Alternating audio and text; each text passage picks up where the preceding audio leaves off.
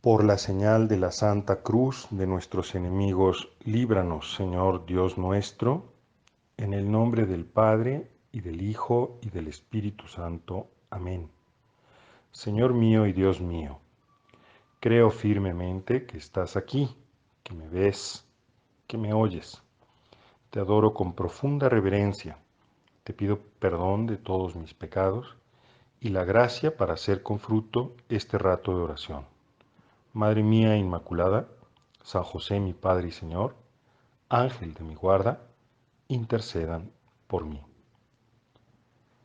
El día siguiente de la celebración litúrgica de la exaltación de la Santa Cruz, que como recordamos se celebra en la Iglesia Universal el día 14 de septiembre, aunque en nuestro país se traslada al 3 de mayo, se tiene también en la Iglesia Universal esta celebración, que en algunos lados es fiesta, en otros es memoria litúrgica, de Nuestra Señora de los Dolores. Una fiesta que nos da la indicación de por qué nosotros y varios pueblos de Centroamérica celebran su fiesta de la independencia precisamente entre el 15 y el 16 de septiembre. Y es que todos recordamos que el cura Miguel Hidalgo y Portilla pues convocó a los fieles que estaban justamente pensando que el sonar de las campanas era porque se convocaba a esta fiesta patronal, y ahí arengó al pueblo para pues luchar por su independencia. No es el tema de nuestra meditación esta celebración nacional que también nos da como cristianos tema de reflexión. Eso, Dios mediante, lo haremos en los próximos días. Hoy, en cambio, quisiéramos centrarnos en la celebración del día de hoy. La razón de esta celebración y su ubicación en el calendario litúrgico obedece a un mismo postulado, y es la relación estrechísima, especialísima, que la Virgen María tiene con la cruz en la que murió su Hijo amado Jesucristo, clavado allí en sus brazos. Y también tiene que ver con el contenido teológico, espiritual y simbólico que tiene esa escena del Calvario que hoy contemplamos. Esta fiesta de alguna manera continúa y mantiene esa relación mística, formando casi una unidad también simbólica con la fiesta de ayer, la exaltación de la Santa Cruz. Nosotros leemos en la epístola a los Hebreos lo siguiente, a propósito del misterio de la obediencia de Cristo, de su muerte en la cruz. Dice, Él, a pesar de ser hijo, aprendió sufriendo a obedecer, y llevado a la consumación, se ha convertido, para todos los que le obedecen, en autor de salvación eterna.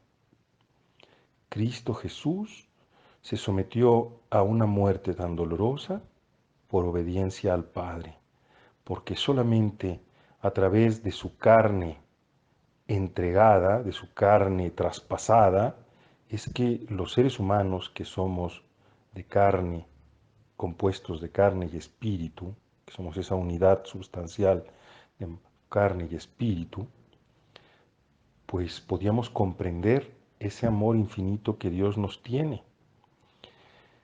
El Salmo número 30 también nos dice eso que Jesús pronunció en la cruz, lo que Jesús oraba en la cruz mientras estaba sufriendo, padeciendo ese tormento atroz. Y él rezaba con este salmo, entre otros, el Salmo 30, donde se dice justamente esas palabras profundísimas: en tus manos encomiendo mi espíritu. Finalmente, en el texto del Evangelio que leeremos en la misa, pues nos encontramos con esa escena que ya hemos meditado en otros momentos, pero que siempre podemos volver a ella. La escena de María al pie de la cruz, de Juan también allí al pie de la cruz. Y en esto me gustaría recordar, en esta presencia de María, me gustaría recordar unas palabras de su santidad el Papa Francisco, que nos dicen muchísimo.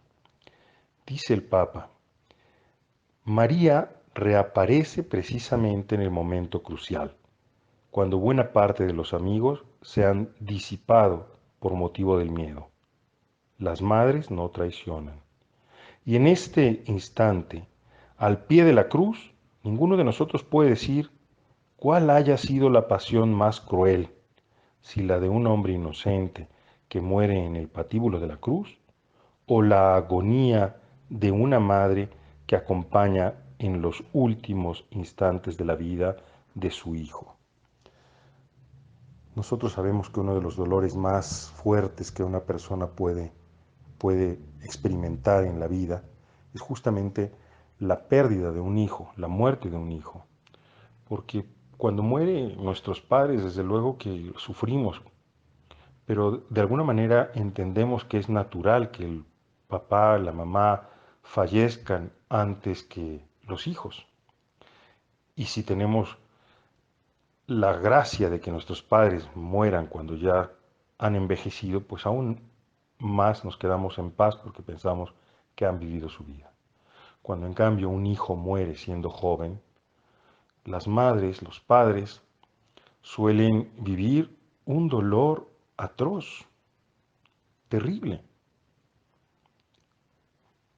Y más cuando ese hijo muere siendo, pues, víctima de un atentado, de una injusticia, como en el caso de Jesús. Jesús, que por otra parte podemos imaginar lo que María habrá sentido allí, en ese momento, porque ella comprendía, comprendía más que todos nosotros de quién se trataba.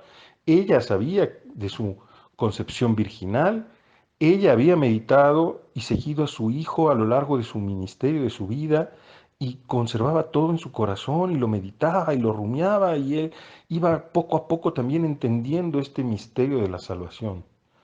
Si alguien sabía que Jesús era inocente y comprendía que estaba cargando los pecados de la humanidad, en ese momento seguramente era María y le habrá producido un dolor inmenso. Precisamente por eso, por esta asociación de María al camino del Calvario, al camino de la redención llevada a cabo por su Hijo Jesucristo, también participando vivísimamente de sus dolores, de una manera quizás no física, pero sí moral, es que algunos teólogos han propuesto que María debe ser proclamada como corredentora, una expresión que para otros es difícil de aceptar porque nos dice la Escritura, y nosotros lo sabemos así, bien, y así lo aceptamos, que no existe más que un solo Redentor, y ese es Jesucristo, un solo mediador entre Dios y los hombres, y ese es Jesucristo. María, en todo caso, se ha asociado de una manera especialísima a esta obra de la redención, pero permanece el hecho de que el único redentor del hombre, de todos los hombres y de todo el hombre, es Jesucristo. A mí me parece, sin embargo, sin entrar en estas disputas teológicas que son muy interesantes, que el hecho mismo de que María está allí presente, al pie de la cruz, nos da ya una indicación sobre esta, como estoy diciéndote, particularísima relación de María también en la participación de los dolores redentores de su Hijo Jesucristo.